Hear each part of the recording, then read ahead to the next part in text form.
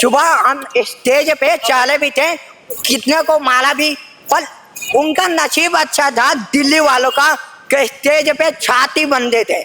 हमारे तरफ से 10 भी होते न 15 भी होते, पुलिस वाले दम नहीं होता तो वो टच से कल के आज तो नॉर्मली सड़क पे है, कल लास्ट दिन है, कल तो पूरा दिल्ली जाम होगा। तो चादर तो दूसरी भी हो सकती थी, सफेद चादर के पीछे ले गए तो उसका क्या मकसद हो सकता है? सफेद चादर के पीछे कैसे लेके जा सकते हैं? बिल्कुल वो तो छुपा रहा है कि जिस तरीके से लेके गया, मतलब ऐसे घसीटा होगा बहुत गंदी तरीके से, घसीटा होगा, धक्का भी मारा गया होगा, सब काम किए गए होंगे, क्योंकि सफेद चादर के पीछे ले जाने का मकसद है। बदतमीजी की होगी, वैसे भी सबके सामने ले जा सकते तो उठा करके, चादर के पीछे ही क्यों? अभी कुछ समय पहले धर्मेंद्र प्रधान जी का इंटरव्यू आया, उसमें इन्होंने दहशतगर्द कहा। किस बेसिस पे दहशतगर्द? क्या अपने सवालों का जवाब मांगना दहशतगर्दी है? तो आगे जाके डॉक्टर बनना चाहते हो? बनना चाहती थी, पर मोदी जी तो इतने पेपर लीक करवा रहे हैं, तो मैंने सोचा इससे मैं अच्छा चाय बेचने एटलीस्ट प्रधानमंत्री तो बन जाऊंगी। भाई मेरा नाम अंकित मिश्रा है। तो हमारे चैनल के माध्यम से आप सरकार को क्या कहना चाहते हैं? मैं सरकार को यही कहना चाहता हूँ कि देखो जी, आपने जो ये किया यह बहुत गलत किया है, पर यह नहीं है कि बीजेपी ने पूरा मतलब गलत ही किया है। शुरुआत में ये आगे अच्छा काम की थी, मैं गलत नहीं बोला, पर जो अब यह हो रहा है ना कुछ सालों से, यह बहुत गलत हो रहा है। अब गलत क्या हो रहा है, जितना यह जोर लगाइए ना गलत काम करने में, यहाँ पे पुलिस लगाई है, जितनी भी फौज लगाई है, यही पुलिस श्री गंगानगर में लगी होती ना, 13 साल की बच्ची के साथ लेप नहीं हुआ होता, लेप नहीं हुआ होता। ऐसे मादल देश मोदी या कोई भी सरकार रहेगी तो हमारा पूरा देश बर्बाद है, बर्बादी हो जाएगा, कोई भी बचा नहीं पाएगा। हम आज आवाज नहीं उठाएंगे तो कल को कोई भी आवाज नहीं उठाएगा। हम यह काम करने वाले बंदे आए क्यों? आगे का भविष्य बनाने के लिए। मैं पढ़ाई करने वाला बच्चा हूँ, काम भी करता हूँ, पर क्यों आया हूँ? मैं डलता नहीं हूँ मरने से, हम मारने से। अच्छा आवाज उठाओगे, मारेगी, पीटे दी, गोली मारेगी, बाजे उसका गोली भी खत्म हो जाएगा हम जनता को मारने में। इतना याद रखना, हमारा पावर जो है वो प्रधानमंत्री बने, तो यही जो हमारा पावर क्या कर सकती है, प्रधानमंत्री बना सकती है तो नीचे गिला भी सकती है। एक ये सवाल है, कल सोनम वांगचुक जी को यहाँ पे दिल्ली पुलिस जो है जबरदस्ती पकड़ के लेके गई, इस बारे में क्या कहेंगे आप? सुबह लेकर गई, सुबह हम स्टेज पे चले भी थे, कितने को मारा भी, पर उनका नसीब अच्छा था दिल्ली वालों का कि स्टेज पे छाती बंधे थे। हमारे तरफ से 10 भी होते न 15 भी होते, पुलिस वाले का दम नहीं होता तो वो टच से चल के दिखाए, क्योंकि एक सही इंसान को जैसे ले गया गया, गाली देकर व्हाइट चादर में लपेट कर पूरा जनता देख रही है या देखे, मेरी फैमिली देखे, कोई भी देखे, मुझे परवाह नहीं पड़ता, जिंदगी मेरी लाइफ मेरी, पर जो गलत है मैं उसी पे आवाज उठाऊंगा, उठाते ही कल ये यहाँ पे जो रैली निकाली जाएगी यहाँ से, अगर उसके बाद भी सरकार ने आप लोगों की आवाज नहीं सुनी तो उसके बाद आप लोग क्या करेंगे? आज क्यों नहीं सुनेगी? आज तो नॉर्मली सड़क पे है, कल लास्ट दिन है, कल तो पूरा दिल्ली जाम होगा, बाप भी सुनेगा, कल तो दिल्ली जाम होगा। अलग बात प्रधानमंत्री की मेलोडी खिलाए या दो भी खिलाए, मुझे परवाह नहीं है, या तू इस्तीफा भी दे, मैं तो सीधा मारने वाला दम रखता हूँ, फांसी दो, एक एक को फांसी दो, जो गलत करती है फांसी, 24 घंटे के अंदर फांसी होना चाहिए। 22 बच्चों के साथ भविष्य के साथ खेला है उनने। ऐसे कहा तो पढ़ाई बहुत जरूरी है, यह जरूरी है पढ़ाई, पढ़ लिख के कामयाब होने जाओगे तो चले सरकार तुम्हें पेपर लीक करवा देगी तो तुम मर जाओगे। मैं तो भाई बच्चों को भी गलत इसलिए बोलता हूँ क्योंकि वह हिम्मत हार गए, वह सीधा मरने का सोचे, हिम्मत लगाकर थोड़ा यहाँ पे आते न, तो मैं कहा था एक लड़की आई थी यहाँ पे यूपी से थी, आगे अपना हिम्मत लगा के बात बताई। मैं तो कहूँ सरकार कोर्ट है, मैं नहीं मानता, कोर्ट है कि ये दिल्ली का ही सुप्रीम कोर्ट, बाकी कोर्ट जो भी है पुलिस है सब बिके हुए हैं, अब बिके जाएंगे। कितने में बिकेंगे? 500 रुपए में, 1000 रुपए में सब। भारत माता की, भारत माता की। क्योंकि यह बात है कि अब यह बात है यहाँ पे चाहे कोई भी सरकार है, मैं यह नहीं कह रहा हूँ चाहे जो भी आए अपना काम अच्छे से जो वादा करती है वो निभाए, किसानों के जिंदगी के साथ न खेले। किसान मैं भी था, मैं भी गरीब ही था, पहले गरीब से अमीर बना, अमीर से फिर गरीब बना, किसान के साथ खेला है, लड़कियों की इज्जत के साथ खेला है, उसका सब जिम्मेदार बीजेपी है। छलकाल जिसकी है उन्हीं उसे ही जिम्मेदार ठहराए। छलकाल हम उनका गुलाम नहीं है, वह हमारा गुलाम होते हैं। हम उनको नेता क्यों बनाते हैं कि वह हमारे पॉलिटिशियन गले सेफ्टी गले पलवा तो अपना मनमानी करने लग जाते हैं। कहते हैं ना ये पावल हाथ में आती है तो ज्यादा करते हैं, करने दो, कितना कर लेंगे, एक दिन तो नीचे आएंगे। हमें तकल गए तो हम तो सीधा मारने के ही सोचे गए। पूछा तो तुम्हारे साथ बोतीगार तो नहीं रहेगा भाई, याद रखना, अकेले तकलना, तुम्हारे अंदर जो भी छलका ले नु दमे नु, अपना पुलिस चमके न लियो, बोतीगार न लियो, अकेला अकेले आ जाओ, मेले छाते आ जाओ, अकेला अकेले लड़ के दिखाओ, अकेला नहीं मार के दिखा दिया तो एक बाप का पिता। क्या नाम है ब्रदर आपका? सुमित, मेरा सुमित। तो सुमित जी, आप यहाँ पे क्यों आए हैं, आपका क्या मतलब है, और यहाँ पे क्या बोलते हैं, आप भी क्या स्टूडेंट हैं, क्या आप भी जो है? स्टूडेंट हूँ, पॉलिटिकल साइंस का मास्टर कर रहा हूँ इग्नू से, और आया इसलिए मैं देखने आया कि डेमोक्रेसी बची है कि नहीं बची।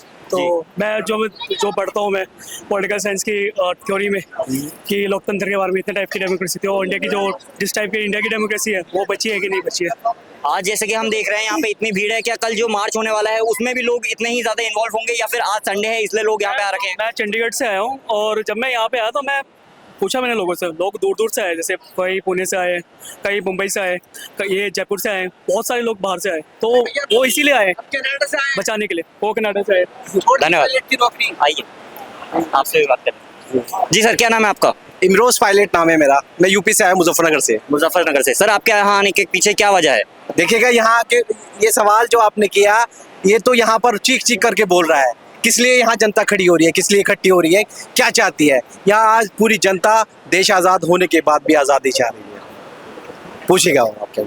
मैं एक चीज़ और पूछना चाहता हूँ, जैसे हम लोगों को पता चला कि यहाँ पे बच्चे कह रहे हैं कि सोनम वांगचुक जी को जो है ज़बरदस्ती जो है ले जाया गया, और लोग कह रहे हैं कि यहाँ पे लाठीचार्ज हुई बच्चों पे, तो इस बारे में आप क्या कहना चाहेंगे? वो तो सबके सामने है, सफेद चादर, देखिए सफेद चादर के पीछे, तो चादर तो दूसरी भी हो सकती थी, सफेद चादर के पीछे ले गए तो उसका क्या मकसद हो सकता है?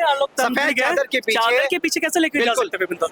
बिल्कुल, वो तो छुपा रहे हैं कि जिस तरीके से लेके गया, मतलब ऐसे घसीटा होगा बहुत गंदी तरीके से, घसीटा होगा, धक्का भी मारा गया होगा, सब काम किए गए होंगे, क्योंकि सफेद चादर के पीछे ले जाने का मकसद है बदतमीजी की होगी। वैसे भी सबके सामने ले जा सकते तो उठा करके, चादर के पीछे ही क्यों? अभिजीत साहब को तो बाहर पकड़ा है, बाहर पकड़ के उनके डंडे मारे हैं, लैट्रिन बाथरूम फ्रेश होने के लिए गए, उनको खींच के बाहर लाए, डंडे मारे गए। इतनी बड़ी जांच थी इस देश के अंदर हमने कभी नहीं देखी। धर्मेंद्र प्रधान को तो हर हाल में इस्तीफा देना पड़ेगा, जब तक यहाँ से एक भी बच्चा हिलेगा नहीं। मेरा नाम रवि बघेल है। जी, क्या कहना चाहेंगे आप यहाँ पे? देखिए, जिस तरीके की सरकार की तानाशाही चल रही है वो यकीनी तौर पर निंदनीय है।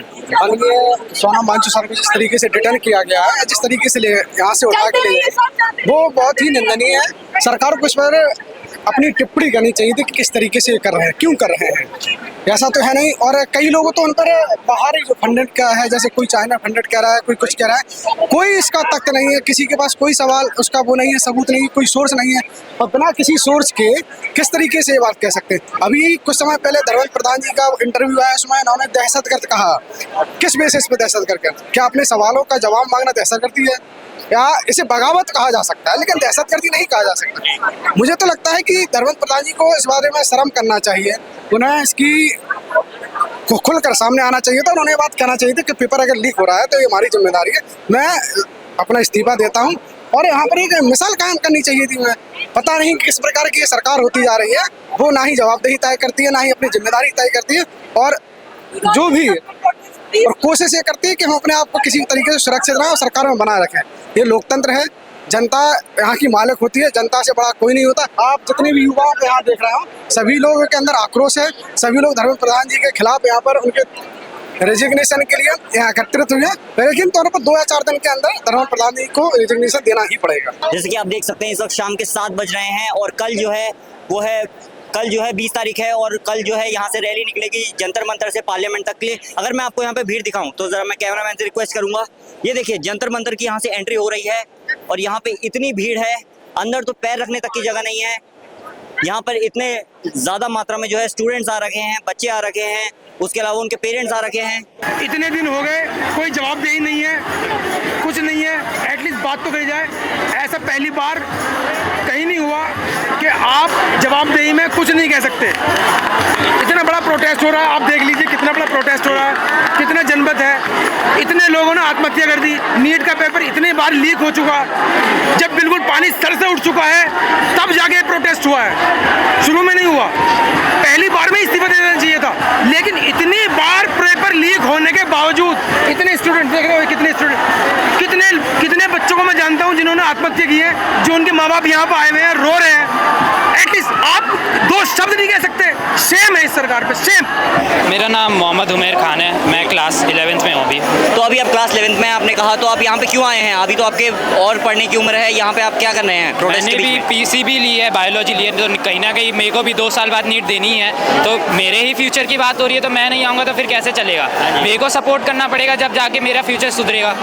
यहाँ पे सोनम वांगचुक सर को जो है कल दिल्ली पुलिस जो है ज़बरदस्ती उठा के लेके गई, इसके बारे में आपका क्या कहना है? ये गलत बात है बिल्कुल एकदम। आप हमें पूरा राइट है प्रोटेस्ट करने का, और हम ऐसे कोई वायलेशन तो कर नहीं रहे हैं कि आप उनको उठा के ले गए या हम पे लाठी चार्ज वगैरह कुछ कर रहे हैं। ये बिल्कुल गलत बात है, ऐसा नहीं होना चाहिए था। जी, एक लास्ट सवाल, अगर कल जो है यहाँ पे मार्च निकाली जाएगी, उसके बाद भी अगर सरकार ने कोई एक्शन नहीं लिया तो इसके बाद क्या अगला स्टेप होगा?